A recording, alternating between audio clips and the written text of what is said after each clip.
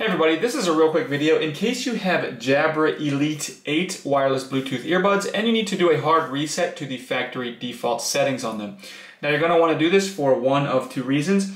The first one is troubleshooting. If these earbuds are not connecting to Bluetooth, or if they're not pairing or syncing with your device, or if they keep disconnecting, or if you're only getting sound out of the left ear or the right ear, a hard reset to the factory default settings can fix a lot of these issues. Now you will need to set them up again because everything will be wiped off of them, and that's the second reason you might want to do this. If for whatever reason you just want to delete everything off of these earbuds so that you can set them up like you're just taking them out of the box new, we can go ahead and do that quite easily. All we need to do is put our earbuds in the case, leaving the lid open as shown here.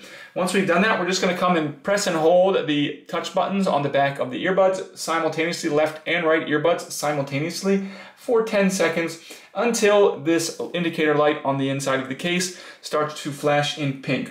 Once it's flashing in pink, we can let go of stop touching the buttons, go ahead and close the lid.